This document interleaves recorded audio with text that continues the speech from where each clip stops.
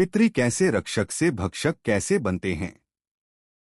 जब किसी व्यक्ति के कुलपितर किसी तांत्रिक क्रिया द्वारा बंधन में डाल दिए जाते हैं तो वे न तो स्वयं मुक्त हो पाते हैं और न ही अपने वंशजों की रक्षा कर पाते हैं। ऐसी स्थिति में व्यक्ति को स्वप्न में अजीब अजीब दृश्य दिखाई देते हैं, स्वास्थ्य समस्याएं उत्पन्न होती हैं, बार बार दुर्घटनाएं होती हैं और घर में अशांति बनी रहती है। जब इन लक्षणों से यह स्पष्ट हो जाए कि कुलपितर बंधन में हैं, तो सबसे पहले कुलभैरव का सहयोग लेना चाहिए। कुलभैरव प्रत्येक बंधन को काटने में सर्वथा समर्थ होते हैं, ठीक उसी प्रकार जैसे प्रत्येक शक्तिपीठ के भैरव वहां के रक्षक होते हैं।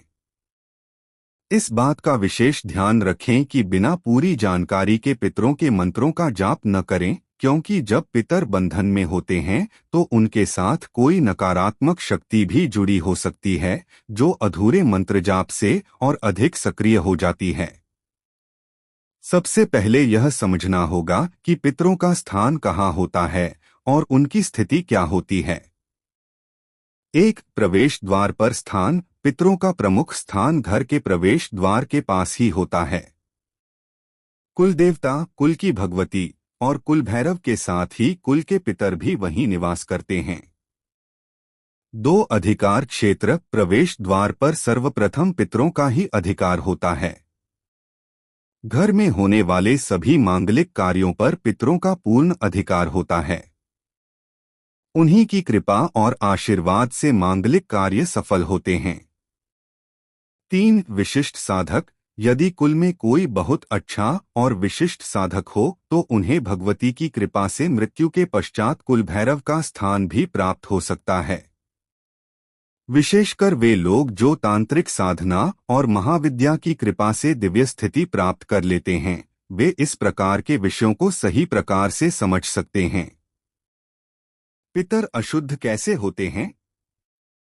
पितरों की अशुद्धि का सीधा संबंध घर के प्रवेश द्वार से है। जब कोई व्यक्ति किसी परिवार को हानि पहुंचाना चाहता है तो वह सर्वप्रथम प्रवेश द्वार को अशुद्ध करने का प्रयास करता है। यही पितरों की अशुद्धि का मुख्य कारण है। प्रवेश द्वार का बंधन। जब कोई शत्रु या ईर्ष्यालु व्यक्ति तांत्रिक क्रिया द्वारा किसी परिवार को क्षति पहुंचाना चाहता है तो उसे सर्वप्रथम उस घर की चौखट, प्रवेश द्वार का बंधन करना पड़ता है। वह चौखट को अशुद्ध करता है और जैसे ही प्रवेश द्वार अशुद्ध होता है 99% पितर उसी क्षण अशुद्ध हो जाते हैं। अशुद्धि का तात्पर्य, पितरों के अशुद्ध होने का तात्पर्य यह है कि अब वे किसी भी शुभ या मांगलिक कार्य में अपने वंशजों का साथ देने में सक्षम नहीं रहते। उनकी शक्ति क्षीण हो जाती है और वे स्वयं भी बंधन में जकड़ जाते हैं। ओम पितृभ्य नमः। हर हर महादेव।